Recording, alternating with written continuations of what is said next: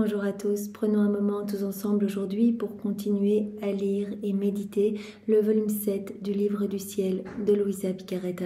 Au nom du Père qui me crée, du Fils qui me sauve et du Saint-Esprit qui me sanctifie. Amen. Jésus, une fois de plus, nous nous immergeons en toi, dans ta divine volonté, dans cette grande mer de ta lumière où il y a absolument tout. Nous nous gorgeons de toi, nous nous remplissons de toi, nous nous consumons en toi. En toi, adorable Jésus, nous perdons le rien, le néant que nous sommes, nous fusionnons nos volontés dans la tienne, nous te les donnons, Seigneur, pour que tu t'en serves comme champ d'action et que tu continues ton œuvre de création dans nos cœurs. Viens créer en nous à chaque instant, viens nous ennoblir, nous sanctifier, nous purifier, fais-nous grandir à ta ressemblance, fais-nous grandir, Jésus, dans cette sainteté divine que tu veux pour chacun de nous.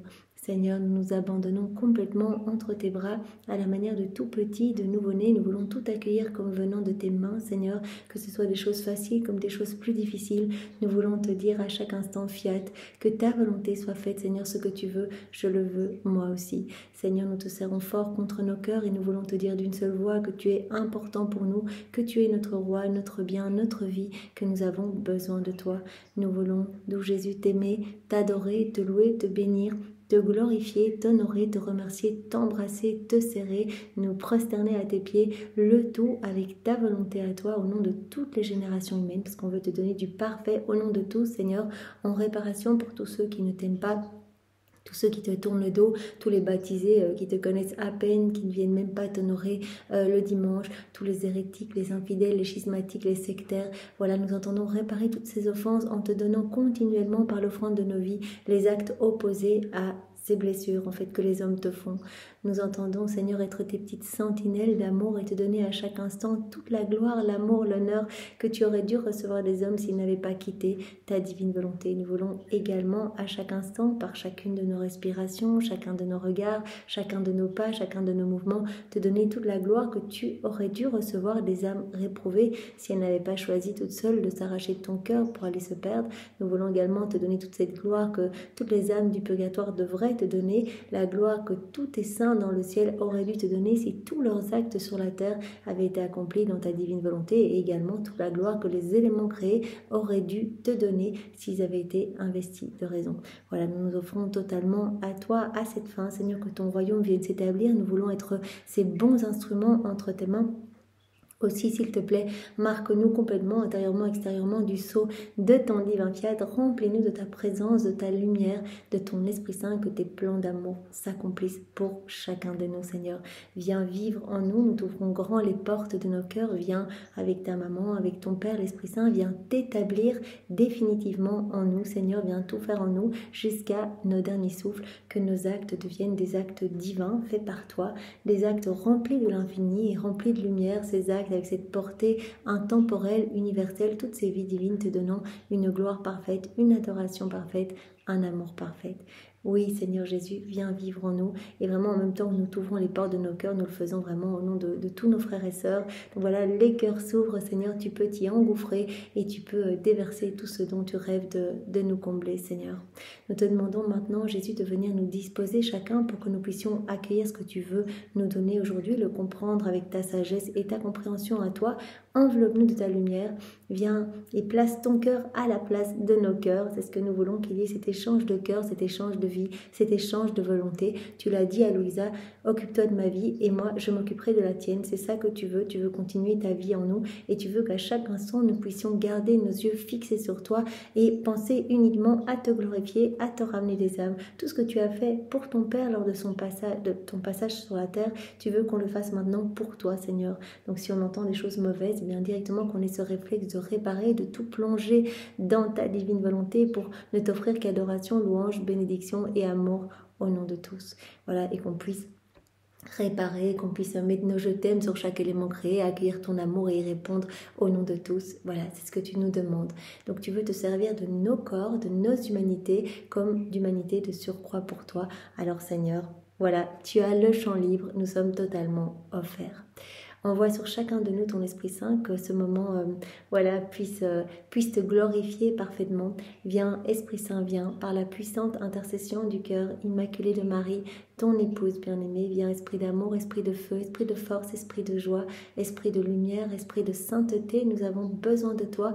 Comment pourrions-nous comprendre ces vérités venues du ciel sans toi, Esprit Saint? Viens, par la puissante intercession du cœur immaculé de Marie, ton épouse bien-aimée. Nous pouvons, voilà, comme nous l'avons déjà fait à de multiples reprises, eh bien, réactualiser ce mystère de la Pentecôte. En fait, on peut réactualiser tout le mystère que l'on veut. Tout nous appartient dans la divine volonté. Il suffit voilà, d'y penser et ça y est, c'est reparti, c'est renouvelé comme si c'était la première fois. Et donc, on va recevoir tous les fruits attachés à ce mystère auquel on s'associe. Donc ici, on peut réactualiser le mystère de la Pentecôte. On se trouve là avec Maman Marie, avec les apôtres. On est là, on est dans ce mystère. Qu'est-ce qu'on fait? On prend Marie dans les bras, on l'embrasse, on lui dit merci d'être notre mère et notre reine. Voilà, on tend les mains pour accueillir ces flammes de feu. On le fait au nom de toutes les générations humaines. On vient vraiment gorger toutes les poitrines de cette lumière de l'Esprit Saint. On vient tout réordonner dans chacune des intelligences, on ordonne tout à la lumière de la vérité. Voilà, on brûle les cœurs pour que tous puissent être voilà, fervents et que tous puissent t'aimer, Seigneur, te reconnaître, te louer, te bénir. Voilà, et on met des je t'aime partout dans ce mystère. Voilà, toute la gloire que toi, Jésus, tu as reçue dans ce mystère, que l'Esprit Saint et ton Père ont reçu. On vous redonne tout cela, toute la gloire que Maman Marie a reçue, on lui redonne également. On réjouit tous les apôtres qui passent de l'état bien d'apeuré à vraiment au cœur bouillonnant d'amour. Voilà, on leur réoffre cette joie à nouveau. Et on met voilà, dans chaque molécule d'air de ce mystère, partout, sur chaque élément créé, sur tes vêtements, Marie, sur les vêtements de chaque des apôtres, sur vos cheveux, vos actes, vos mouvements, vos respirations, vos pas, on met des je t'aime, voilà, et on met toutes les paroles de notre Père. On peut enrichir chacun de vos actes, tout comme chacun de nos actes, de ces paroles de notre Père. Que ta volonté soit faite, Père, que ta volonté soit faite. Alors voilà, donc nous allons commencer avec cette intention toujours présente, Seigneur, de te glorifier. Tu nous as tant parlé de la pureté d'intention, alors que tous nos actes, et on peut le faire parce que l'intention en fait devient un acte, eh bien que tous nos actes jusqu'à notre dernier souffle, eh bien puissent être enrichis également de ces paroles ad gloriam Dei, donc tout pour la gloire de Dieu, et que tout puisse être enrichi aussi d'actes d'amour, de louange, de bénédiction, et que ta volonté soit faite. Alors donc nous avons à nouveau travaillé le volume 7 de la même façon dont nous avons procédé pour les volumes antérieurs. Donc c'est-à-dire qu'on a travaillé par chapitre, on brosse toutes les vérités, mais on les met par thématique pour ancrer ces informations, ces vérités en nous. Ces vérités qui sont si importantes. Jésus a dit mais chaque vérité est une vie divine, donc rien ne peut nous échapper. Il faut vraiment que chaque vérité soit mastiquée, soit digérée et que nous puissions la mettre en pratique. Ces écrits servent à cela en fait, nous donner cette soif de nous unir davantage à Jésus, cette soif de recevoir ce don, qu'on puisse en lisant se dire mais c'est tellement magnifique ce cadeau, je le veux, je ne veux rien d'autre. C'est mon but, c'est vraiment de devenir pur amour, pure lumière, c'est que toute ma vie puisse glorifier Dieu et que ce royaume magnifique puisse s'établir non seulement dans mon cœur mais dans tous les cœurs. Alors voilà, donc on a vu le premier chapitre qu'on a intitulé « Laisse-toi transformer » avec différents points. Jésus nous a parlé à nouveau de la constance, de l'importance de nous attacher qu'à lui, que nos yeux ne soient fixés que sur lui, qu'on soit vidé de tout ce qui appartient au monde pour qu'il puisse totalement nous remplir. L'importance aussi d'être dans la vérité, parce qu'en fait, il veut qu'on devienne comme lui, en fait, d'autres lui, que nos vies soient des imitations de sa vie. Donc, il a dit « Je suis immuable, je veux que tu sois constante, que tu acquiers cette immuabilité. » Bien sûr, on va tout acquérir en vivant dans sa volonté, en faisant nos actes. En fait, c'est sa vie qui va grandir et donc on va acquérir tous ces attributs divins. On va acquérir le tempérament même de Dieu. On va acquérir ses humeurs divines. Donc Jésus a dit, je suis la vérité, je veux que tu sois toi aussi vrai en fait. Alors Jésus nous a dit, je suis simple. Moi, je suis saint, mon Père et l'Esprit Saint, on ne sait rien faire de compliqué. Je veux que tu sois simple, toi aussi. Alors Jésus nous a demandé le calme et la douceur. Il a dit, regarde, lors de mon passage sur la terre, moi, il n'y avait que lait et miel qui sortaient de mon humanité. Donc, c'est-à-dire calme et douceur. Je veux que tu me glorifies, puisque tu es ma résidence, puisque je dois vivre en toi, en fait. Eh bien, je veux que toi aussi, tu sois toujours calme, que tu ne m'empêches pas de travailler. Si tu t'agites, en fait, je suis obligée d'attendre. Tu formes comme ces nuages devant le soleil de ma divine volonté. Jésus nous a à nouveau parlé également dans un autre point de l'importance de faire tout par amour pour lui. Nos actes sont directement, voilà, on est connecté à Jésus. Tous nos actes montent au pied du trône de l'Éternel quand ils sont faits pour nous-mêmes, même des actes très bons, voilà, pour une reconnaissance de nos proches, de nos affections personnelles, etc. Voilà, pour nous-mêmes, parce que ça nous satisfait. Alors Jésus dit, en fait, ça ne me fait pas plaisir, ce sont des actes qui me donnent même la nausée, donc fais tout uniquement par amour pour moi. Donc voilà, pose cette intention dans chacun de tes actes de le faire par amour pour moi. Voilà, tu vas aider une personne, tu dis, Seigneur, c'est toi que j'aide à travers cette personne. En fait, vois-moi en chacun et fais tout pour moi, en fait, fais tout pour ma gloire. Voilà, donc on voit bien qu'il nous travaille en fait. Il nous travaille, maman Marie nous a déjà dit, garde tes yeux fixés sur mon fils si tu veux vraiment connaître ce bonheur ici-bas. Donc partout, en chacun voit mon fils, mais ça va aller beaucoup plus loin. Évidemment, on va voir Jésus souffrant en chacun de nos frères et sœurs aussi. Quand ils sont en train de faire leurs actes quotidiens, en fait, sans penser à Jésus, eh bien cela coûte des morts à Jésus, non seulement nous, mais voilà, en chacun, donc des innombrables morts pour chacun de nos actes déconnectés de sa volonté. Donc voilà, on va avoir ce réflexe petit à petit de voir Jésus mais souffrant, déshydraté, pas nourri, Jésus attaché sur la croix, etc. En chacun de nous en fait. Qu'on ait ce réflexe de le consoler, de le voir partout, de l'aimer et de tout faire par amour pour lui. Chaque acte accompli dans la divine volonté, bien sûr, est fait en apportant la gloire parfaite à la Trinité. On sait que nos actes comprennent tout, sont remplis de l'infini, sont remplis de la lumière divine, tous les saints viennent s'y déverser, maman Marie, il y a tout, il y a la création, il y a toute l'œuvre de la rédemption, tous les actes des saints, tous nos actes sont complets et parfaits, même la Trinité vient s'y reproduire, donc c'est magnifique, on offre ces actes, même si c'est juste se brosser les dents, se moucher, cligner des yeux, respirer, dormir, enfin, petits actes du quotidien, eh bien, voilà, tout apporte gloire parfaite et on offre par nos actes réparation aussi, même sans le savoir, on fait nos petits actes, voilà, on fait confiance à Jésus, on avance dans la foi, on ne voit pas ce qui se passe au niveau spirituel, et bien voilà, on offre ce que les autres auraient dû donner en fait. C'est ça qui est incroyable. Donc voilà, je vais à l'église, je vais prier dans ta divine volonté, je vais vivre cette messe dans ta divine volonté. Seigneur, je me prosterne au nom de tous, je te reçois et j'unis ma communion à la tienne lors de la dernière scène pour que ma communion porte les fruits de ta communion à toi. Et voilà, je récite le Notre Père au nom de tous dans ta divine volonté pour te donner toute la gloire que tu aurais dû recevoir des hommes s'ils n'avaient pas quitté ta divine volonté, s'ils s'étaient conformés à tes grâces et étaient devenus tout saints. En fait, on fait tout au nom de tous. On va réparer en allant à la messe, on va réparer par exemple pour toutes les personnes qui n'y vont pas, pour toutes les personnes qui y vont, mais le corps complètement en état de péché mortel ou mal disposé, etc. Alors ça c'est pour quelque chose de spirituel, aller à la messe, mais pour tout, je marche et je vais réparer pour tous les pas qui ne marchent pas vers Dieu ou qui marchent à des fins mauvaises, comme se venger, tuer ou des actions mauvaises. Donc voilà, on répare en fait. En faisant nos actes, on donne à Dieu ce que tous auraient dû donner. On le glorifie parfaitement, on l'aime parfaitement, on l'adore parfaitement. Donc c'est vraiment très important. La pureté d'intention est très importante. Donc tout faire avec cette intention de glorifier Dieu. Jésus nous a parlé une fois de plus dans un autre point de l'obéissance, l'importance d'obéir à sa divine volonté et puis de la confiance, d'accueillir tout comme venant de ses mains. Tout ce qui nous arrive dans la divine volonté, c'est voulu par Jésus pour notre sanctification, pour nous faire grandir en sainteté. Alors Jésus nous a demandé aussi dans un autre point d'accueillir toute la lumière de sa grâce et d'y correspondre. Donc voilà, il a dit la grâce est une partie de moi, accueille et correspondis, ça veut dire remercie-moi, laisse-toi spiritualiser, accueille tout ce que je veux faire en toi et remercie. Sois dans la louange continuellement. La louange, la gratitude, ça ouvre tous les trésors du ciel. Alors Jésus nous a également parlé dans un autre point de l'importance de la croix, la beauté de la croix que nous devions accueillir avec humilité et résignation. Rappelez-vous, dans cette heure des 24 heures au portement de la croix, justement, eh bien Jésus en fait nous confie à la croix. C'est quand même surprenant, c'est ce qu'il dit. Ô croix d'amour, je t'ai attendu toute ma vie, tu étais l'objet de tous mes désirs, je te confie tous mes enfants, garde-les, tu me les sauveras tous, tu les guideras à moi. Donc la croix, la souffrance, les épreuves, eh bien c'est ce qui va nous sanctifier. Jésus nous a dit à travers ces différents passages que la croix eh bien, rendait nos âmes lumineuses, qu'elle ordonnait tout en nous, qu'elle nous amenait à cette résurrection, voilà, résurrection du royaume éternel, royaume divin, royaume spirituel dans nos âmes. Et au contraire, mort des royaumes de la chair, royaume de Satan, royaume du monde, mort de ses palais de vice, etc.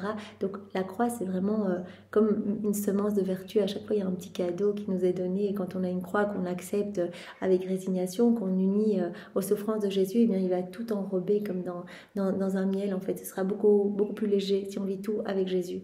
Et puis, il a déjà réparé pour toutes les fois où on allait nous rebeller dans nos croix, hein, toutes ces chutes que Jésus a vécu, quand il a vécu vraiment la souffrance de voir Simon de Cyrène qui venait mais porter la croix de mauvaise foi, en râlant, en maugréant, etc. Il a réparé aussi pour toutes les fois on allait vraiment se rebeller, on allait détester nos croix, on allait les rejeter. Jésus a dit, en fait, vous me glorifiez quand vous acceptez vos croix, vous grandissez vraiment à ma ressemblance, vous grandissez dans cette sainteté que je veux pour vous. La croix est comme cette fenêtre par laquelle l'âme voit Dieu, et la croix incarne Dieu dans l'âme et l'âme en Dieu. Tous des passages où Jésus nous a parlé de la croix, la croix comme le pain de la béatitude éternelle, la croix qui précède toujours la gloire, la croix qui est sacrement, enfin autant de passages pour nous montrer combien voilà, il nous faut accepter la croix. Et c'est vraiment magnifique, ces écrits du ciel en fait, voilà, nous font aimer ce que nous avons à vivre. Pourquoi ? Parce que Jésus veut continuer sa vie en nous. Donc il va continuer sa passion aussi. Toute la vie de Jésus, ça n'a été que souffrance pour refaire toutes nos vies dans sa divine volonté. Il vivait cette passion continuelle, en fait, c'est mort continuellement, c'est couronnement d'épines, etc. Donc qu'est-ce qu'il va faire ? Il nous a tout obtenu, il a refait toutes nos vies sont saintes, sont là. Et si on veut les prendre, on doit s'unir à Jésus, le laisser vivre en nous. Mais si on le laisse vivre en nous, il va nous amener au calvaire. Et il veut absolument que nous mourions à nous-mêmes, que nous mourions à tout ce qui résulte de nos volontés propres pour ressusciter avec lui à cette vie d'enfant de lumière. Donc accueille ta croix, accueille ceci avec amour. Donc c'est vraiment la croix, c'est un précieux trésor qui rend l'homme docile. C'est comme un cadeau de fiançailles. Si l'âme accepte sa croix, eh bien, on va aller au mariage. Je vais lui donner la dot que j'avais prévu de lui donner, c'est-à-dire voilà, l'accès au royaume en fait. Voilà, donc c'est vraiment par l'acceptation de vos souffrances, en fait, vous formez aussi de beaux ornements pour moi et vous apaisez mes plaies. C'était très beau ce passage où Jésus disait, mais dis bien à cette dame qui souffre là que si elle peut m'offrir ses souffrances et que en fait elle m'apaise, elle me guérit et moi je lui donne les mérites d'avoir guéri son Dieu. Juste en m'offrant ses souffrances. Et les âmes du purgatoire nous jalousent parce qu'elles disent, waouh, si on avait su, si on avait eu ces enseignements et si on avait su qu'on aurait pu sur la terre, par l'acceptation de nos peines, eh bien, guérir notre Dieu, eh bien, on l'aurait bien sûr fait. Donc voilà, toute une série de points sur la beauté de la croix. Et puis on a vu ce point 11, viens vivre dans ma divine volonté, avec différents points. L'âme qui vit en moi, voilà, elle est protégée de tout, les démons ne peuvent plus l'attaquer. Voilà, il y a comme ce grand mur d'or sans limite, ce mur qui est orné des plus belles vertus. L'âme va être remplie de ma lumière divine, elle va être totalement transformée, je vais la purifier, elle va être aussi dans cette ambiance divine, donc va émaner de cette âme eh bien, un air balsamique, elle sera dans la paix, dans la joie. Cette âme va être vraiment une imitation de ma vie, elle va continuer ma vie sur la terre. Et elle va devenir par grâce ce que je suis en accueillant aussi cette connaissance de moi, parce qu'au plus elle va avancer, au plus elle va se connaître elle-même, elle va en arriver à cet anéantissement complet d'elle-même et elle va en arriver à me connaître de mieux en mieux. Au plus on se plonge dans les écrits du ciel, au mieux on connaît Dieu. En fait, on rentre dans tous ses secrets, on rentre c'est comme si on était invité à la table d'honneur là en haut de la Trinité, on rentre dans le sacrarium divin. Et donc on a accès à tous ces trésors, tous ces secrets du ciel. Donc on connaît de mieux en mieux notre Créateur. Et au plus on va accueillir ces vérités, au plus on va être transformé. Ce sont des vérités transformantes. Donc on va devenir par grâce ce que Jésus est par nature. Alors l'âme qui vit dans ma volonté, Jésus nous a dit aussi, elle est toujours dans la paix, elle est comme immergée dans une mer, dans la mer de ma lumière. Donc en fait elle va être remplie de moi en fait. Si elle ouvre les yeux, elle ne verra que moi, ses oreilles n'entendront que ma voix, son cœur ne battra que pour moi, ses mains ne travailleront que pour moi, ses pieds ne marcheront que vers moi, elle sera remplie de moi à ras-bord. Jésus nous a dit également, l'âme qui vit en moi, elle va comprendre les choses en accord avec la divine vérité. On va comprendre la beauté de la souffrance. On va comprendre que si on veut laisser à Jésus toute la place, ben on va devoir renoncer à beaucoup de choses du monde. On ne peut pas être rempli de ce qui résulte de notre volonté propre et en même temps laisser la divine volonté œuvrer, c'est pas possible. Il faut qu'on soit totalement vide pour laisser Dieu agir en nous. On va comprendre beaucoup de choses, voilà, en s'immergeant dans la divine volonté, en faisant nos actes aussi. À chaque fois qu'on fait des actes, Jésus vient dilater notre cœur pour nous donner plus de son amour, pour nous donner de nouvelles vérités aussi. Il recrée de la place pour nous donner voilà, une nouvelle vérité qu'on va comprendre. Donc c'est magnifique. Alors Jésus nous a dit, elle a accès à tous les trésors célestes, cette âme qui vit unie à moi, qui vit dans ma volonté. Alors on a comme la clé des trésors royaux, on peut tout prendre. Jésus a dit, je vous fais confiance, vous allez tout prendre pour ma gloire, pour m'honorer en fait, pour redistribuer mes trésors dans chaque cœur. On prend les larmes de Jésus, de Marie, le sang de Jésus, tous les mérites de la passion de Jésus, les mérites des souffrances de Marie, on les répand sur tous les agonisants, sur toutes les âmes du purgatoire. On peut vraiment faire tout ce qu'on veut. Jésus a dit, je vous fais confiance, vous avez cette clé entre vos mains.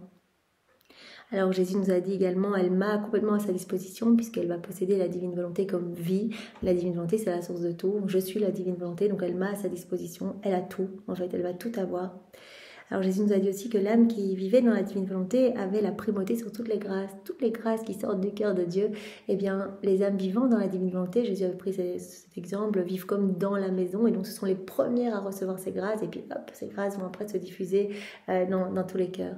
En fait, les âmes vivant dans la divine volonté sont les sources de toutes les grâces, parce que Jésus a dit tout ce que j'octroie comme cadeau, ça passe par le truchement de ces âmes, ça passe en fait par les actes qui sont faits dans la divine volonté, même des grâces du passé, des grâces du futur, d'âmes qu'on ne verra jamais, etc. Eh bien c'est parce qu'aujourd'hui on fait des actes dans la divine volonté. Jésus peut à travers nos actes aller sauver plein d'âmes, et il va nous donner en plus les mérites de toutes ces âmes sauvées. Je crois qu'on va rien comprendre quand on va arriver là en haut. Jésus va nous montrer tous ces actes comme ces soleils irradiants, comme maman Marie quand elle est arrivée, le ciel regorgeait de tous ces actes, tous ces soleils. Louisa, j'imagine aussi. Eh bien voilà, Jésus va nous dire, voilà, regarde, là, t'as sauvé 1000 âmes, etc. Quand Seigneur, mais te rappelles pas quand t'as mangé dans la divine volonté, et là, regarde, il y en a 2000 qui ont été sauvés quand tu te baladais et que t'as uni tes pas aux miens, et que voilà. Donc c'est juste incroyable. Il nous donnera les mérites de ces âmes sauvées. Alors Jésus nous a dit également que l'âme qui vivait dans la divine volonté se trouvait toujours sur ses genoux, donc en sécurité. Cela rejoint le premier point, mais aussi elle ne va plus se préoccuper d'elle-même parce que c'est Jésus qui va s'occuper de tout. Il nous l'a dit, je vais m'occuper de ta vie complètement, et toi tu vas me glorifier. Toi, tu vas être ma gloire, tu vas être mon contentement, tu vas être mon paradis, tu vas être mon repos, je peux me reposer en toi. Donc vraiment, je serai ta vie, tu seras ma vie. Je serai ton contentement, tu seras mon contentement. Je serai vraiment je serai ton paradis, tu seras mon paradis. Tu te reposeras en moi, je me reposerai en toi. Alors Jésus nous a dit également que l'âme qui vivait dans la divine volonté allait acquérir ses attributs divins, son tempérament divin. Elles allaient devenir ces âmes patientes, persévérantes, en paix. C'est aussi un signe, la persévérance, qu'on vit dans la divine volonté. Personnellement, regardez, on est là tous les jours à méditer. C'est pas quelque chose qui était dans ma personnalité, la constance comme ça. C'est vraiment voilà, un signe que Jésus commence à s'établir en nous. Et en fait, Jésus nous a dit, moi je suis le même hier, aujourd'hui et demain, et donc vous allez rentrer vraiment dans cette immuabilité. Et vous allez acquérir aussi tous mes autres attributs, c'est-à-dire la paix, l'ordre, l'harmonie, en fait tout va changer en vous. Alors Jésus nous a dit également hier que l'âme qui vivait dans la divine volonté, bien, elle agissait divinement, on sait, on laisse la divine volonté se nicher dans chacun de nos actes, et donc nos actes vont être investis de cette puissance créatrice, de cette puissance divine. On agit divinement, nos actes sont divins, éternels, ne s'arrêtent jamais. Donc il y a tout le temps ces rayonnements de lumière qui vont se déverser dans chaque cœur. Alors l'âme qui vit dans la divine volonté, Jésus a dit, elle me laisse en fait tout faire en elle, elle me laisse maître en elle. C'est moi qui vais diriger ses regards, ses respirations. Il suffit qu'elle me donne son oui le matin, acte préalable, et oui tout au long de la journée. Et c'est parti, en fait. Moi, je vais m'occuper de tout. Et même si elle oublie en raison de ses faiblesses, négligences, etc., eh bien, moi, je viendrai quand même mettre mon sceau divin sur ses actes pour que ma vie puisse continuer à grandir. C'est la vie de Jésus qu'on doit alimenter. C'est comme un petit bébé en nous, il faut le nourrir tout le temps. Et il se nourrit uniquement des actes faits dans la divine volonté. Ce n'est pas nos vertus qui vont l'alimenter. Uniquement les actes faits en union avec lui, dans sa volonté, vont le nourrir, vont le faire grandir. Et au plus il va grandir, au plus on va se transformer aussi, évidemment. Et toute la lumière qui va rayonner de partout. Alors Jésus nous a dit également que l'âme vivant dans la divine volonté était vraiment toujours dans la paix et dans l'indifférence par rapport aux choses du monde. C'était indifférence totale. Jésus a dit, l'âme indifférente, elle est prête à tout sacrifier pour la divine volonté, en fait. Et elle va rester dans cette paix totale. Voilà, elle va être indifférente des choses du monde, ce qu'elle avait l'habitude de faire, et bien avant l'ennui maintenant. Ça, c'est quelque chose que Jésus nous a dit au volume 2. Ce sont les grâces que Jésus va nous donner assez rapidement, donc plus de connaissances de nous-mêmes, de Dieu, et puis voilà, cet ennui par rapport aux choses que l'on faisait avant, qui ne nous intéressent plus du tout, et le détachement par rapport aux choses ici-bas. En fait, il nous aide en fait par l'accueil de sa grâce. Voilà, on devient de plus en plus lumière, de plus en plus léger, on se spiritualise et il nous élève. Et alors, par la constance et l'abandon, donc cet abandon complet que l'on demande dans chaque prière préalable, comme des nouveau-nés, eh bien, cela permet à nos âmes de s'élever pour se greffer dans le soleil de la divine volonté et devenir lumière. En fait, Jésus nous veut pur amour, pure lumière, comme il nous l'a déjà dit tant de fois. Alors Jésus nous a dit également que l'âme qui vivait en lui, dans sa volonté, eh bien, était remplie de sa lumière à lui. Il a dit, ne vous attribuez pas, c'est ma lumière qui rayonne de vous, bien sûr. Si vous décidez de quitter ma volonté, ben, c'est fini, vous serez de nouveau dans les ténèbres. Donc c'est ma lumière qui ressort de vos paroles, de vos regards, de vos pensées, de vos mouvements, de vos respirations. Donc cette âme, elle va devenir pur amour. C'est le plan que Jésus a pour nous. Que chacun de nous soyons comme lui, en fait. Parce qu'on ne pourra s'unir à lui dans le ciel que quand on sera comme lui. Donc on pourra s'unir à sa gloire dans le ciel quand on sera pur amour, pure lumière. Sinon, on devra passer par le purgatoire pour refaire tous les moments que l'on aura fait dans nos volontés propres. Tous ces moments vides d'amour, vides de lumière, on devra les refaire dans les flammes purgatives, on devra les remplir de lumière et d'amour, pris de souffrance. Donc on a cette chance de pouvoir le faire déjà ici, en s'unissant à Jésus. Jésus qui a déjà refait toute nos vies lors de son passage sur la terre, et dès qu'on s'unit à lui, on vient décrocher ces moments. Alors Jésus nous a dit également, toujours dans ce même passage, que l'âme qui vivait en lui, dans sa volonté, eh bien, recevait le sceau de sa prédestination pour le ciel. Ça veut dire vraiment qu'il n'y aura pas de passage pour le purgatoire, on est sûr déjà d'aller au ciel. Déjà Jésus nous a dit, ces âmes vont vivre la vie des bienheureux ici-bas, la vie des saints ici-bas. Elles font déjà partie du ciel, en fait, de la milice céleste. Elles sont déjà citoyennes du ciel, mais en mission encore sur la terre. Vous imaginez? C'est tellement beau. Alors Jésus nous a dit également que l'âme vivante dans la divine volonté, eh bien, lui donnait tout, en fait, au nom de tous. Voilà, on a cette possibilité par chacun de nos actes, quand on laisse la divine volonté régner en nous, régir chacun de nos actes, eh bien, on va être comme le haut-parleur de toutes les générations humaines. Tout ce qu'on va faire, on va le faire au nom de tous. Jésus nous a dit aussi que les âmes vivantes dans sa volonté, eh bien, lui servaient de demeure. En fait, il venait vivre en ses âmes, il s'établissait et recréait son paradis en ses âmes. À chaque fois qu'on fait un acte, Jésus prononce son fiat créateur, il embellit nos cœurs et s'y sent bien, en fait. Voilà. Il recrée vraiment un endroit confortable pour lui. Il fait ses quartiers en nous, nous sommes ses appuis. Voilà, il recrée son paradis en nous. Donc c'est pour ça qu'il se repose dans ses belles créations en nous. Et rappelons-nous aussi qu'à chaque acte que l'on fait, il prononce les paroles de la consécration sur notre âme. Donc on devient ces véritables hosties vivantes, c'est tellement beau. Alors Jésus nous avait dit aussi que l'âme vivante dans la divine volonté, elle va être nourrie continuellement. Voilà, des choses célestes. Voilà, à chaque fois, on lui donne par chacun de nos actes l'autorisation de retirer quelque chose d'humain de nos cœurs pour y placer quelque chose du ciel. Et donc, on va s'embellir. On se nourrit de Dieu, en fait, continuellement. Et Jésus a dit, cette âme, elle va perdre ses misères, elle va perdre sa pauvreté pour devenir riche, mais pas de richesse humaine, de richesse divine, en fait. Voilà, on acquiert à chaque fois de nouvelles propriétés divines. C'est pour cela que chaque jour, c'est vraiment un cadeau. Merci Seigneur de nous donner la vie, parce que c'est une journée de plus qui nous donne l'opportunité de nous rapprocher de toi. Par chacun de nos actes, on sait qu'on grandit en amour avec toi, en intimité avec toi. Chaque fois, Jésus rajoute des chaînes d'amour, de lumière. Et on fait de nouvelles acquisitions divines. À chaque fois, des nouvelles choses divines. Donc notre âme s'embellit de plus en plus. Il n'y a pas de limite. Chaque fois, il dilate notre cœur pour qu'on reçoive plus. Alors, on continue aujourd'hui avec les 2 derniers points de ce point 11, donc viens vivre dans ma volonté. Alors, l'âme qui vit en moi, elle devient sainte de ma sainteté, à la date du 20 janvier 1907.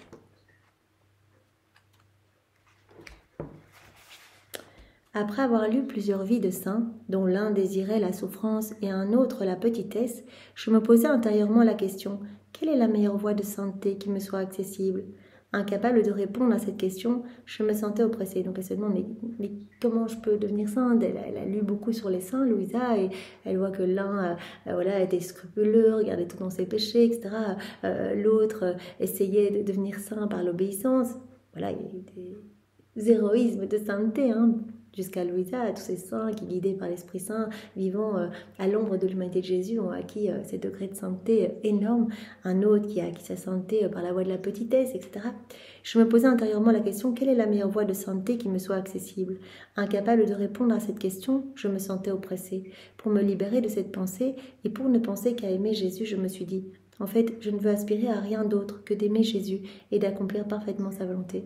Alors évidemment, Louisa, c'est la première, notre chef de file, la première à qui Jésus va révéler toutes ces vérités relatives à la divine volonté. Ça va être la dépositaire de tout ce qui est relatif à la vie dans la divine volonté pour acquérir la sainteté même de Jésus. On ne parle plus des saintetés humaines. Donc Jésus nous a même dit dans un autre passage, il n'y aura plus à l'avenir des saintetés humaines. Il n'y aura que des saintetés dans ma volonté. Parce que c'était en fait une phase préparatoire. Et pendant 2000 ans, les saints, voilà, ils sont devenus saints, mais par l'exercice de vertu, etc., en recherchant l'obéissance, la petitesse, etc. Mais maintenant, en fait, je veux tout vous donner sur un plateau d'or. En fait, vous êtes les ouvriers de la dernière heure, vous ne devez plus rien faire du tout, me laisser vivre en vous. Tu es la première, Louisa, à qui je révèle toutes ces choses sur comment vivre dans la divine volonté. Laisser la divine volonté pleinement opérer et œuvrer. Donc tu peux chercher partout, les autres peuvent chercher partout. Tu ne trouveras jamais ce que je t'enseigne à toi ici. Tu ne trouveras jamais cela avant. Tu es là toute première. Donc Louisa est vraiment notre chef de file.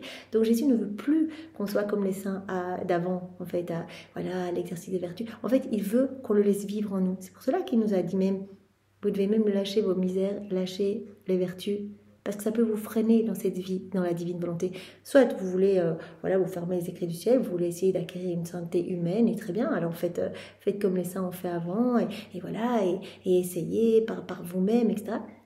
Mais Jésus a dit, mais moi je peux te rendre plus sainte en une journée, en un acte accompli dans la divine volonté. Un acte vaut plus que tous les actes d'amour de tous les saints de tous les temps. On imagine les prières, les sacrifices, Saint Charbel qui dormait sur une bûche, etc. toutes les nuits, les martyrs, les mortifications, enfin tout ce qui a pu être offert. Jésus dit, un petit acte dans la divine volonté, parce qu'il est fait par moi, vaut évidemment plus que tous les actes faits de manière humaine. Donc, tu peux continuer à chercher la voie de la sainteté humaine, mais moi je te propose l'escalier d'or. Vous vous rappelez ces deux escaliers, un escalier de bois, il y avait des personnes qui arrivaient au ciel, mais qui n'étaient pas super bien formées, etc. Et puis il y avait l'escalier d'or, en fait, les âmes vivantes dans la divine volonté, qui facilement, en fait, étaient comme d'autres Jésus qui s'élevaient royalement vers le ciel. On laisse Jésus vivre en nous. Tout devient divin, tout devient magnifique. Jésus a dit que c'était une phase préparatoire. Les saints d'avant, vous n'avez aucun mérite, les saints d'avant, en fait, ils ont été le plus loin qu'ils ont pu, en fonction de ce qu'ils connaissaient. Voilà. Mais vous avez ces connaissances, et les saints se réjouissent, il n'y a pas de jalousie en disant « Oh, si on avait eu ces connaissances », non, ils ont participé à... C'était la phase préparatoire. C'est maintenant le grand moment où ces écrits nous sont donnés, là, depuis Louisa, et où on peut acquérir, mais tellement facilement, cette sainteté divine. Ouais, il faut juste donner notre oui. Jésus a dit « Donnez votre oui, et le tour est joué ». Donc, il parlait de ces petites étoiles, les saints d'avant comme des petites étoiles, le glorifiant. Mais Jésus dit, les saints dans ma volonté, les saints qui ont cette même sainteté que moi, que mon Père, vous serez saints comme mon Père Céleste est saint, eh bien, eux seront des soleils, chacun de leurs actes, chacun des actes qu'ils vont faire seront des soleils, mais irradiants, amenant de la gloire partout. Et leurs actes ne s'arrêtent pas, etc. Donc, il n'y a pas cette portée limitée. C'est juste incroyable, en fait.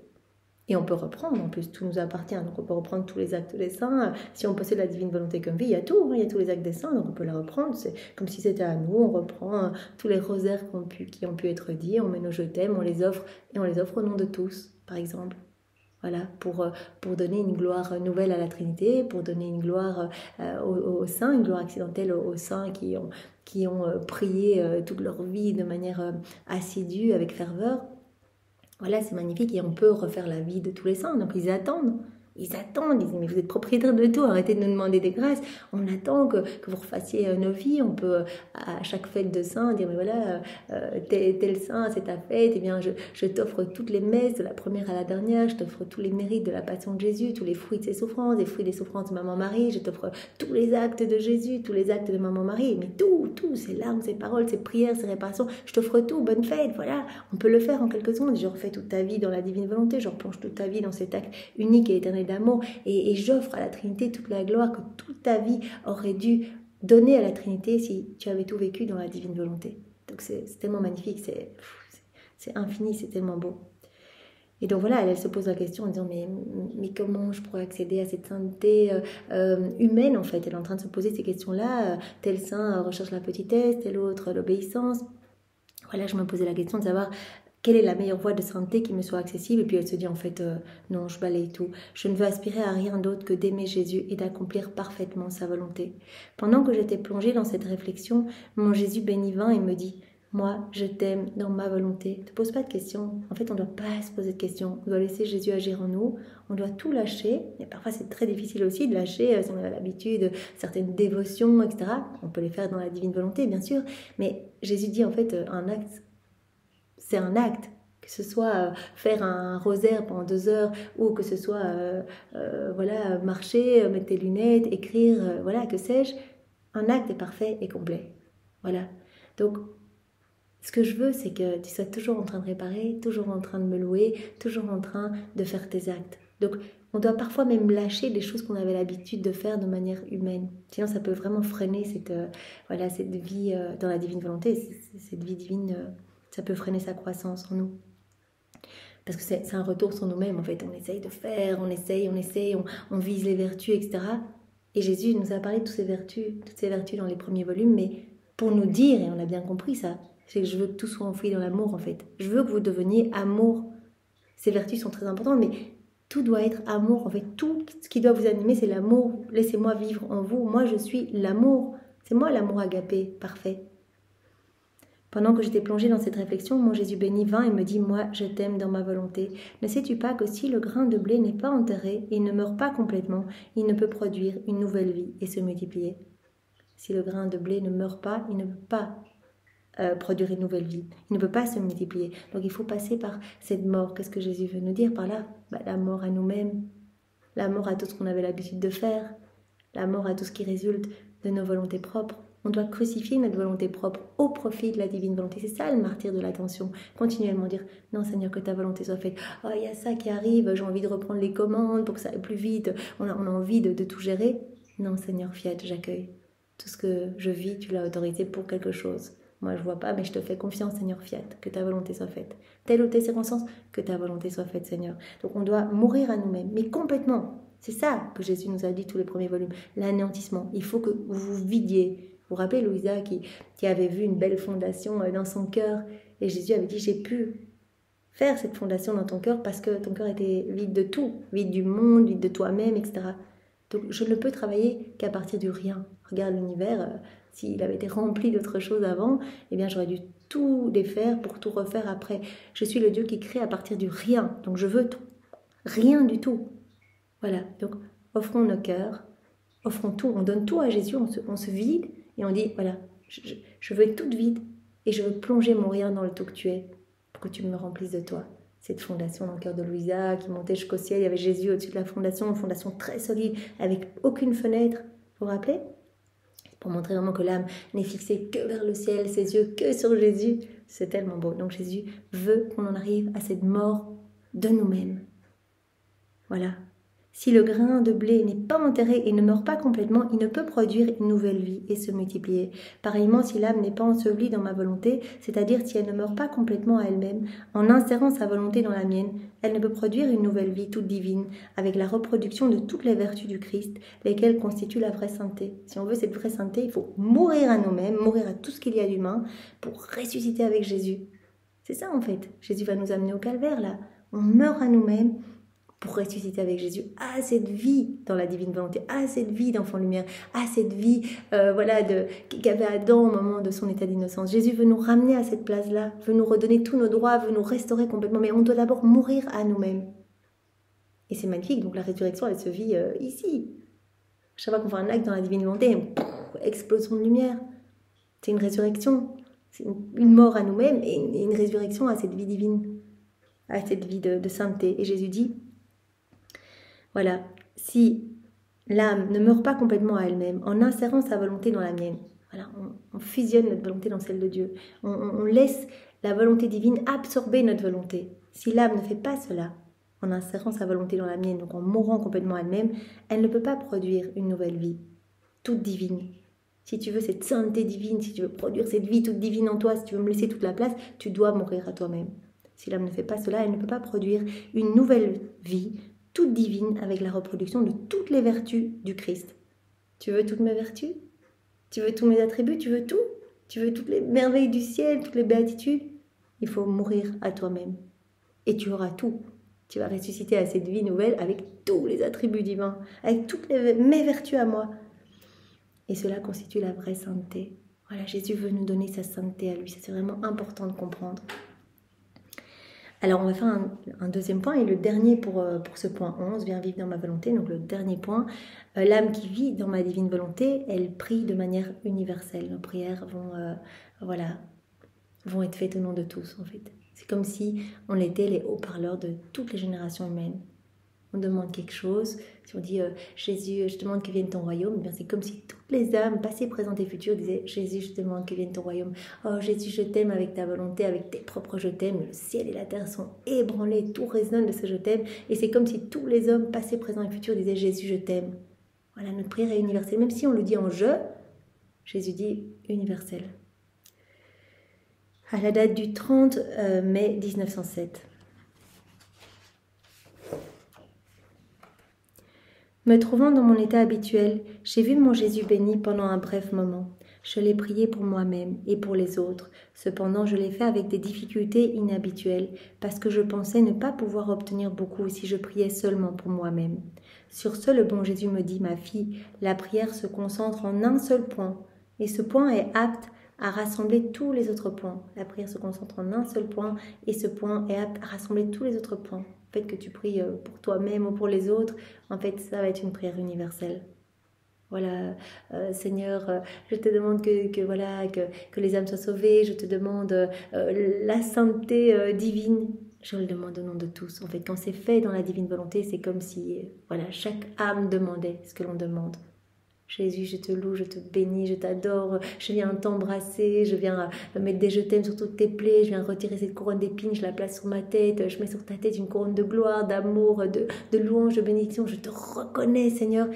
Dans la divine volonté, c'est fait au nom de tous, comme si tous les hommes venaient dire « Jésus, je te reconnais, tu es mon sauveur, Jésus, je t'aime », hop, tout le monde dit « Je t'aime ». La prière se concentre en un seul point et ce point est apte à rassembler tous les autres points. Ainsi, on peut obtenir beaucoup si on prie seulement pour soi-même et autant si on prie pour les autres. Son efficacité est unique. En fait, il faut prier dans la divine volonté pour avoir cette portée intemporelle, universelle. Voilà. Et tous nos actes sont prières. Notre vie devient une prière continuelle. Alors, on va voir le point 12. Donc, point 11, viens vivre dans ma volonté. Point 12, 2 points seulement, 2 petits sous-points. Médite sur ma passion. Ouais, ça va nous intéresser parce que nous aimons tous, je suppose, méditer sur les 24 heures de la Passion. Et Jésus nous l'a dit à tant de reprises à travers les 36 volumes, combien il aime qu'on médite sa passion. Il voudrait en fait qu'on soit tout le temps en train de penser à sa passion. Il a dit, mais si le monde va si mal aujourd'hui, c'est parce que l'homme a oublié ma passion. Adam, s'il a péché, c'est qu'il a oublié que Dieu l'aimait. Et donc il a oublié de répondre à son amour. Voilà, mais nous ici, cet amour manifesté à travers toutes les souffrances de Jésus pour nous, souffrances pendant 34 années, de l'instant 1 de son incarnation jusqu'à sa mort, on doit s'en rappeler sans cesse. Et on peut se rappeler des 24 dernières heures de sa vie à travers les 24 heures de sa passion, Jésus qui réparait nos péchés de la chair, nos péchés d'impureté, nos péchés d'orgueil, nos ressentiments, nos colères, nos chutes dans le péché, les péchés de violence, les péchés... Il a tout réparé.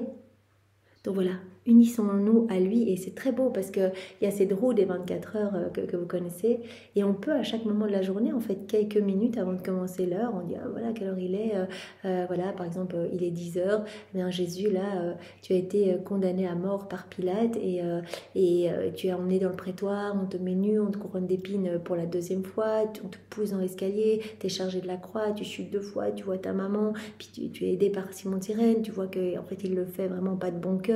Et puis tu vois les saintes femmes, tu vois Sainte Véronique qui vient vraiment te rafraîchir, qui vient te donner de l'amour, tu chutes une 3e fois, etc. Je t'accompagne partout. Voilà, je reprends tous tes actes, tous les actes de Maman Marie là, qui souffre tellement sur le bord du chemin, vos paroles, vos mouvements, vos respirations, vos soupirs, vos prières, vos peines, vos souffrances. Je reprends tout et je donne tout au Père pour lui demander l'avènement du royaume de la divine volonté. Je reprends tout ton amour, Jésus, tout l'amour de Maman Marie. Je mets mes je t'aime, je donne tout au Père pour lui demander que cet amour soit redoublé, renouvelé dans mon cœur et dans tous les cœurs. Voilà. Et je veux redonner toute la gloire que tu as donnée à ton Père, toute la gloire que Maman Marie a donnée à ton Père, dans ce mystère. Je veux vous entourer d'amour l'un l'autre, de votre amour respectif, Jésus-Marie. Je veux vous recouvrir de cet amour trinitaire. Je veux vous entourer de tous les actes d'amour de tous les saints. Enfin, on peut laisser aller notre imagination. Dans la divine volonté, on peut faire ce qu'on veut. On peut voilà, se mettre sous la croix avec Jésus en disant, je te présente mon épaule, Seigneur. Je m'offre vraiment à toi pour te soulager. Je veux tellement te soulager, Jésus. Vas-y, tu peux me partager ce que tu estimeras que je serai capable de porter. Et Seigneur, je veux changer tous les cris de malédiction là autour de toi, tous les soldats qui criaient, la foule enragée. Eh bien, je veux changer tous ces cris de malédiction en cris d'amour, de louange, de bénédiction pour toi. Je veux remplir ce mystère de tendresse, de chant des anges, etc. Alors on peut faire tout cela.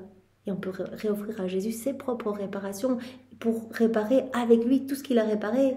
Là, quand il était condamné, réparé pour ceux qui condamnaient injustement les innocents et qui justifiaient les coupables, tous ceux qui appelaient sur leur tête des châtiments, et puis aussi quand il a été couronné une deuxième fois d'épines et mis à nu là, avant le chemin de croix, et on peut réparer pour la dureté de cœur. C'est ça qui réparait en fait. Il a dit, mais j'ai voulu ce deuxième couronnement, mais pour réparer pour toutes les fois où vous faites des choses qui ont l'air belles humainement, mais qui sont vides spirituellement, des choses qui me blessent complètement. Voilà, j'ai voulu vraiment, par ces épines, voilà, fendre ces grosses carcasses que vous faites autour de vos cœurs quand vous faites les choses juste pour le regard des autres. Et puis quand on l'a précipité dans l'escalier, on peut réparer avec lui pour les précipitations dans le péché. Enfin, on peut rester en fait dans chaque mystère pendant des heures. Enfin, on peut rester le temps qu'on veut en fait. On est là. C'est réactualisé, c'est comme si elle se passait pour la première fois. Qu'est-ce qu'on dirait si on voyait Jésus là avec sa maman? Mais bien sûr, on prendrait Marie dans les bras, on l'embrasserait, on dirait, maman, tu es ma maman, je veux te consoler, je te donne tout l'amour de Jésus, je te donne ses baisers, etc. Donc on peut le faire. Et ce qui est vraiment chouette avec cette roue, c'est qu'on peut prendre juste quelques minutes en commençant chaque heure. Voilà, à 10 heures, comme j'ai dit, portement de croix. Il suffit de connaître un petit peu les heures ou d'avoir la petite liste. On peut regarder dans la table des matières des 24 heures. Voilà, 11 heures, qu'est-ce qui se passe? Voilà, tu arrives en haut du mont Golgotha, on te jette dans un trou, on te met nu, on te couronne pour la 3e fois d'épines, on te crucifie, Jésus. Voilà, et je suis avec toi, je m'unis à toi, Jésus, je suis là, je partage tout avec toi. Et Jésus va nous distribuer tout ce qu'il nous a gagné dans ces mystères. Il va le distribuer dans notre cœur, mais également dans tous les cœurs. Donc, on remet en mouvement sa passion. Et il est soulagé, il se sent accompagné. Tous ces moments où il était tout seul, je pense par exemple à 8h, 9h du matin, voilà, sa flagellation, son couronnement d'épines,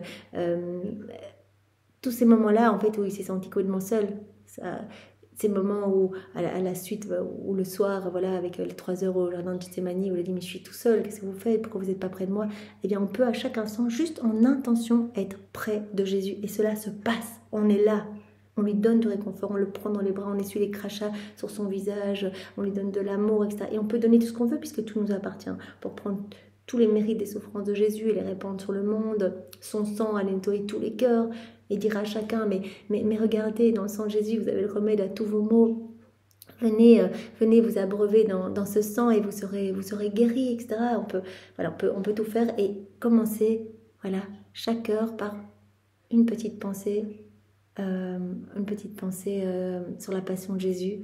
En fait, cela lui amène un plaisir énorme. Il a dit, mais j'aimerais tellement en fait que vous pensiez tout le temps à ma passion. Alors, comme premier point, j'ai tout voulu souffrir pour vous renouveler. À la date du 13 janvier 1907. Étant dans mon état habituel, j'ai vu mon Jésus béni, et il m'a dit, ma fille, combien profondément j'ai aimé les hommes.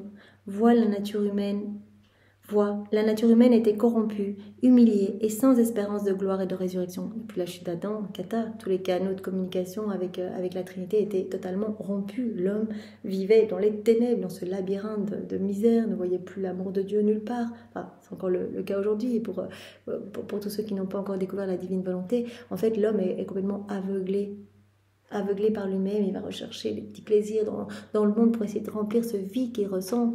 Mais le mal-être que l'homme ressent, en fait, c'est l'orage de l'agonie de la divine volonté qui est placée sur la croix, qu'on ne lui laisse pas la place. Et donc, elle est en souffrance, en fait, dans les cœurs. Jésus dit, c'est un cauchemar, ce que je dis. C'est moi la divine volonté, et je suis là dans des cœurs qui sentent mauvais, qui ne veulent pas de moi, qui ne pensent pas à moi, qui ne me laissent pas agir. Et moi, je suis les bras chargés de cadeaux, et je veux tout donner. Et j'ai laissé tous les sacrements. Pourquoi? Comme remède, pour relever l'homme, pour qu'il se dispose à acquérir ce cadeau de la vie dans la divine volonté. Donc, le but de tout, c'est la vie dans la divine volonté, c'est l'établissement de mon royaume. Et je vois que les cœurs sont tellement centrés sur eux-mêmes, ne pensent pas à moi, etc. Donc je vis vraiment un cauchemar. Donc Jésus dit, j'ai tout souffert pour refaire toutes vos vies. Voilà, la nature humaine était corrompue, humiliée, sans espérance de gloire et de résurrection. L'homme avait perdu en fait tous ses droits d'enfant de Dieu. C'est comme s'il avait la couronne royale et hop, en quittant la divine volonté, il a perdu ses couronnes, il a perdu la divine volonté comme vie, comme narratrice de l'amour de Dieu partout. Il n'était plus dans ses échanges d'amour avec son Créateur, dans ses jeux amoureux, c'est fini, il ne voyait plus. Voilà. Donc il avait perdu toute espérance de gloire et de résurrection. Pour sauver les hommes, j'ai voulu souffrir toutes les humiliations dans mon humanité, spécialement être dévêtu, être flagellé, être châtié.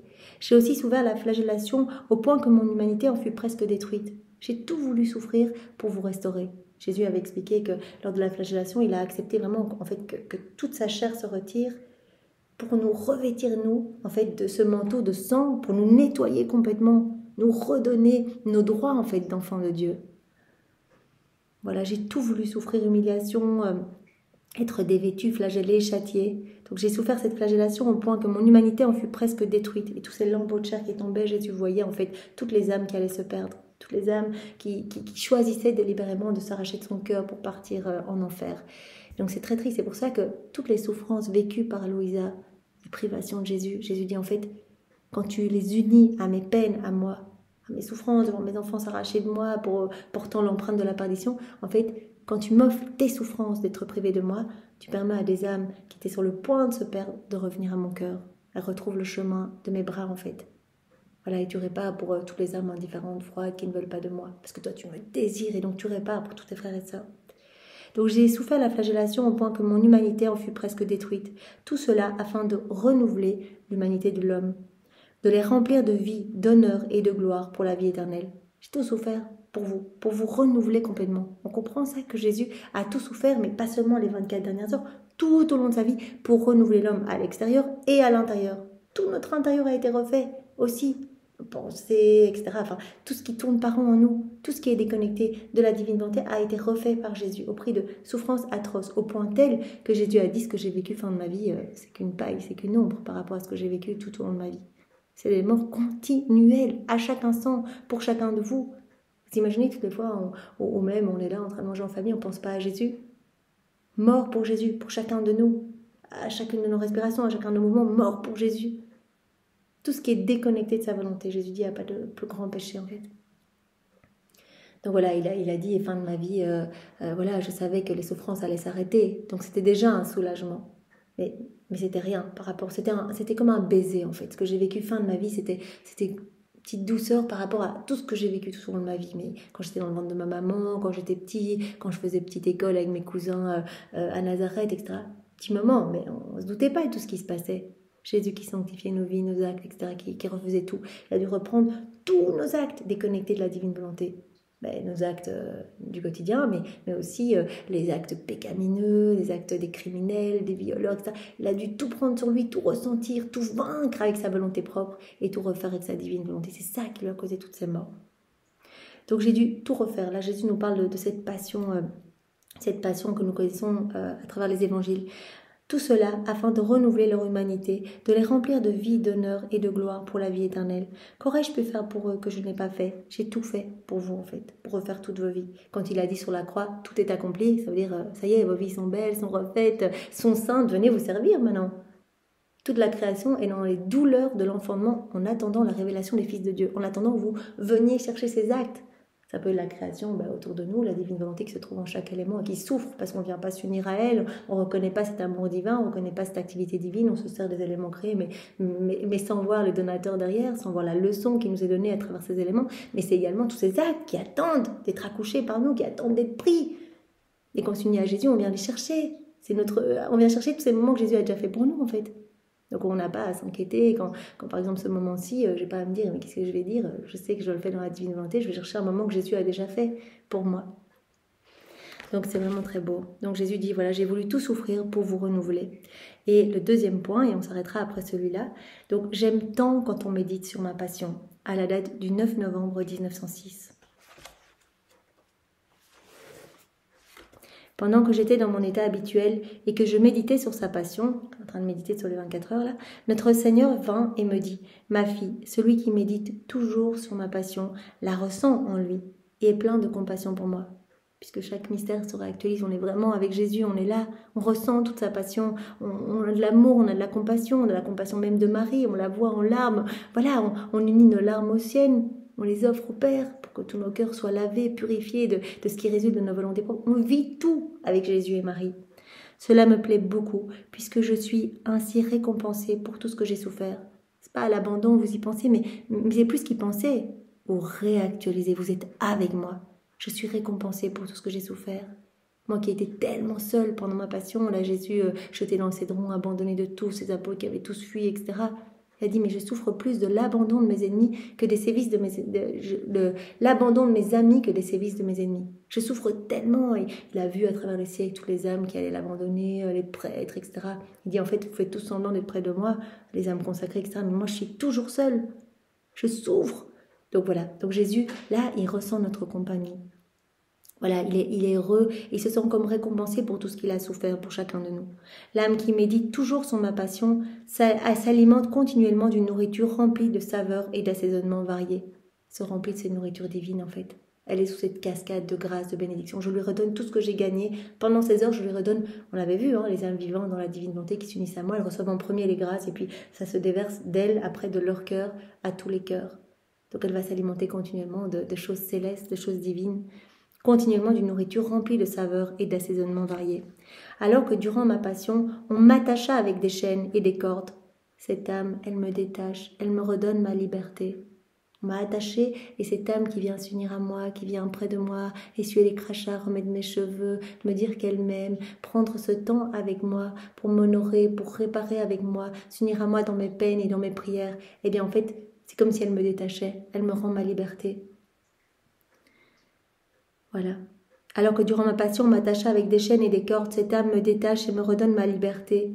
Compensant pour la haine, les crachats et le déshonneur dont on m'accabla, elle m'apprécie, elle me nettoie, elle m'honore. Je pense à cette heure quand Louisa, qu'on vient avec elle en prison, Jésus est là, il peut même pas essuyer ces crachats dégoulinant sur son visage, il a les cheveux tout croûtés de terre, de sang coagulé, etc. Et Louisa, elle dit, mais on a une heure, je viens près de toi et je vais remettre bien tes cheveux, je vais t'embrasser, te louer, je vais faire tout ce que tu fais, Jésus, je vais tout répéter, je ne veux rien manquer de ce que tu fais. Je veux rester toujours avec toi pour faire tout ce que tu fais. Tu es en train de réparer pour tous ceux qui ne te disent pas bonjour le matin, ceux qui ne pensent pas à toi alors que ces premières pensées te sont dues. Je fais avec toi, j'entends que tu dis merci à ton Père pour tout ce que tu as souffert tout au long de ta vie, tout ce que tu vas encore souffrir. Vous imaginez ? Eh bien, je m'unis à toi, Seigneur, et moi aussi, je veux te dire merci au nom de tout. Je te remercie pour ma vie, je te remercie pour tout ce que tu m'as donné, pour toutes les grâces. Merci, Seigneur, et je le dis, au nom de tous mes frères et sœurs. Vous voyez, on est avec Jésus, on répare. Donc, cette âme, elle va compenser pour la haine, les crachats, le déshonneur, dont on m'a accablé. Elle m'apprécie, elle me nettoie et elle m'honore. Compensant aussi pour les affronts de ceux qui me déshabillèrent et me fouettèrent, elle me guérit et elle m'habille. On habille Jésus, on le guérit, on lui retire les chaînes, on lui retire le crachat, on lui remet ses cheveux, on le réchauffe. Il est tombé là dans le cédron et qui grelottait de froid. On le réchauffe avec tout notre amour uni à celui de Maman Marie, etc. Alors qu'on m'a couronné d'épines, qu'on m'a traité comme un roi ridicule, qu'on a rendu ma bouche amère avec du fiel et qu'on m'a crucifié, cette âme qui médite sur toutes mes peines, elle me couronne de gloire. Elle retire cette couronne d'épines, elle me met une couronne de gloire. Et elle m'honore comme son roi. Elle me reconnaît, elle reconnaît ma paternité divine, elle reconnaît tout ce que j'ai fait pour elle. Elle enlève les clous de la croix, elle me ressuscite dans son cœur. Voilà, je suis récompensée pour toutes mes souffrances. Elle m'honore comme son roi, elle m'enlève les clous, elle me ressuscite dans son cœur. Elle m'aime en fait, au nom de tous. Chaque fois que l'âme fait ainsi, moi comme récompense, je lui donne de nouvelles grâces. Je veux qu'on s'unisse à Jésus. Torrent de grâce sur nous, comme une douche de lumière, à chaque fois qu'on médite sur sa passion. Donc c'est pas seulement le vendredi saint qu'on doit méditer la passion, ou éventuellement les vendredis en faisant le chemin de croix, ou en méditant notre mystère douloureux. C'est tout le temps qu'on doit penser à la passion de Jésus. Jésus a dit, tout ce que j'ai fait, c'est toujours en acte de se donner, viens t'unir à moi. À chaque fois que tu penses à ma passion, t'as une douche de cadeau. Ainsi cette âme est ma nourriture et je suis la sienne. Ce que j'aime plus particulièrement, c'est que l'âme médite toujours sur ma passion. Je suis sa nourriture, elle va se nourrir que des choses du ciel, que de moi, et elle est ma nourriture. Je veux que les âmes méditent toujours sur ma passion. Je vous propose de relire ce passage qui est tellement beau. Je vais le relire sans commentaire. Voilà. Pendant que j'étais dans mon état habituel et que je méditais sur sa passion, notre Seigneur vint et me dit « Ma fille, celui qui médite toujours sur ma passion la ressent en lui et est plein de compassion pour moi. Cela me plaît beaucoup, puisque je suis ainsi récompensée pour tout ce que j'ai souffert. L'âme qui médite toujours sur ma passion s'alimente continuellement d'une nourriture remplie de saveurs et d'assaisonnements variés. Alors que durant ma passion, on m'attacha avec des chaînes et des cordes, cette âme, elle me détache et me redonne ma liberté. Compensant pour la haine, les crachats et le déshonneur dont on m'accabla, elle m'apprécie, elle me nettoie, elle m'honore. Compensant pour les affronts de ceux qui me déshabillèrent et me fouettèrent, elle me guérit et elle m'habille. Alors qu'on m'a couronné d'épines, qu'on m'a traité comme un roi ridicule, qu'on a rendu ma bouche amère avec du fiel, qu'on m'a crucifié, cette âme qui médite sur toutes mes peines, elle me couronne de gloire et m'honore comme son roi. Elle enlève les clous de la croix et me ressuscite dans son cœur. Chaque fois que l'âme fait ainsi, moi comme récompense, je lui donne de nouvelles grâces. Ainsi cette âme est ma nourriture et je suis la sienne. Ce que j'aime plus particulièrement, c'est que l'âme médite toujours sur ma passion, à chaque instant. Voilà, c'est vrai que c'est tellement beau et finalement assez facile. Voilà, une petite pensée, début de chaque heure. Ou alors les CD avec des 24 heures chantés par Marie-Van Scott, c'est tellement beau. Et là, on peut vraiment pas écouter passivement, mais rentrer.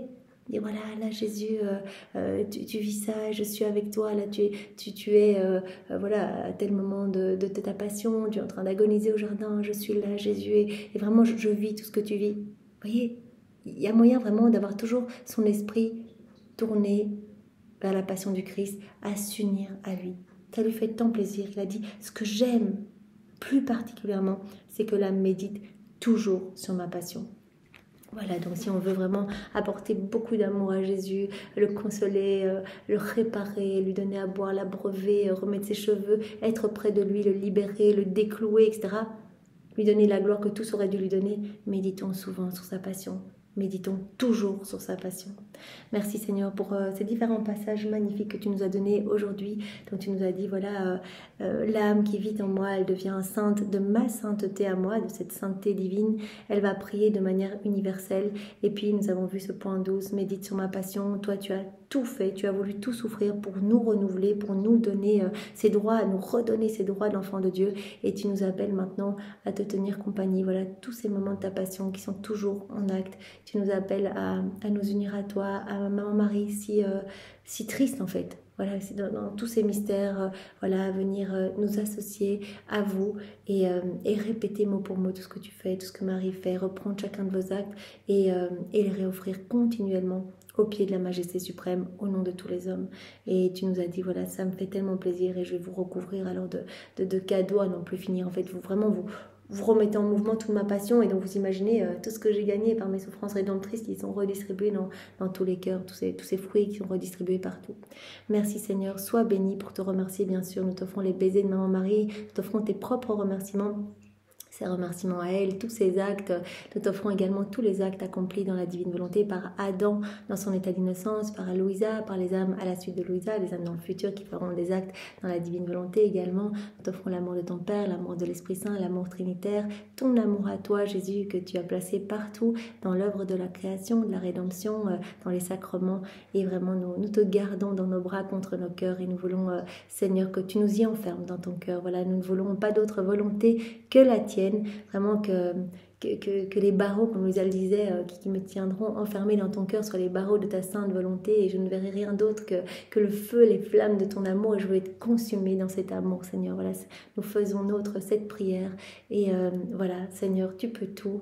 Voilà, nous ne sommes rien, tu es tout et nous nous abandonnons à tes plans divins. Seigneur, tu peux nous rendre forts pour porter nos croix. Tu peux nous donner la grâce de ne penser qu'à toi, Seigneur. C'est toi qui fais tout. Tout le bien que nous faisons vient de toi. Alors, Seigneur, que ta volonté soit faite et que nous puissions vraiment te plaire par nos vies. Que nos vies ne soient pas une accumulation de moments perdus que nous devons refaire au purgatoire, mais que tout puisse te ramener des âmes. Sois béni, Seigneur. Au nom du Père et du Fils et du Saint-Esprit. Amen. Soyez tous bénis. Passez une belle journée. Au revoir.